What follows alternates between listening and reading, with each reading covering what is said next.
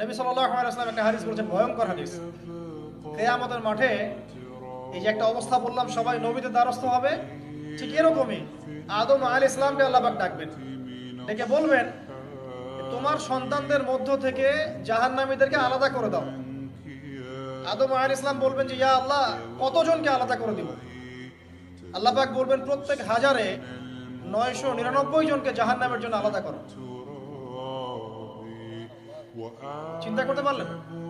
প্রত্যেক হাজারে 999 জনকে জাহান্নামের জন্য আলাদা করা হবে। হাদিসটা শোনার সাথে সাথেই সাহাবায়ে কেরাম রাদিয়াল্লাহু আনহু চোখ দিয়ে পানি ঝরঝর করে পড়তো। তখন নবী সাল্লাল্লাহু আলাইহি ওয়াসাল্লাম তাদেরকে বললেন যে তোমরা দুশ্চিন্তাগ্রস্ত হও না, কারণ জান্নাতে যারা যাবে তাদের মধ্যে আমার উম্মতের সংখ্যাই বেশি হবে। তবে সেই কাজ তো কিছু করতে হবে নাকি? সেই কাজের মধ্যে প্রথম যেটা আপনাদেরকে বলছিলাম যে 5 ওয়াক্ত নামাজ আল্লাহর ওয়াস্তে জামাতের সাথে আদায় করুন। পারবেন না ভাই? আল্লাহ পাক তৌফিক দান করুন।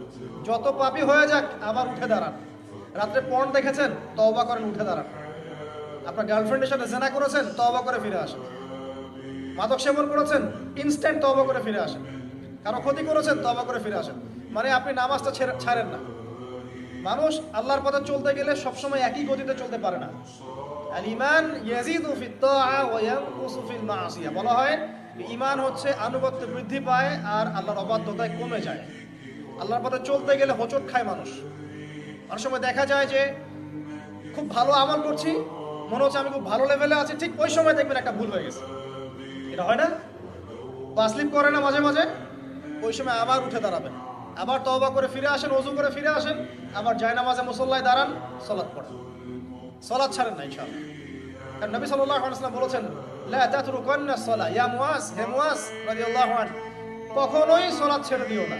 লা তাতরুকান্না সালাতাল মাকতুবাতা মুতাআম্মিদান, কোশ্চিনকালেও তোমার উপর ফরজ সালাতকে ছেড়ে দিও না, কারণ মান তারাকা সালাতা মুতাআম্মিদান ফাকাদ কাফার, যে ব্যক্তি ইচ্ছাকৃতভাবে ফরজ সালাতকে ছেড়ে দেয় ফাকাদ কাফারা। আলেম ওলামা আছেন, জিজ্ঞাসা করবেন ফাকাদ কাফারা এর অর্থ কি? যে ব্যক্তি ইচ্ছাকৃতভাবে ফরজ নামাজকে ছেড়ে দেয় সে ব্যক্তি যেন কুফরি করলো।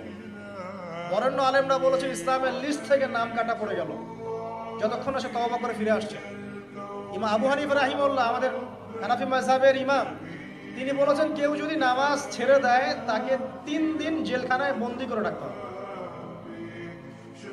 জি, এবং তাকে তওবা করতে বলতে হবে। যদি সে তওবা করে তার শাস্তি মাফ, নামাজ আবার সে শুরু করবে। তওবা না করে তাকে ওইখানেই শাস্তি দণ্ড দিতে হবে। এমনটা বলেছেন কে? আমাদের ইমাম। সবচেয়ে নরম ফতোয়া এটা।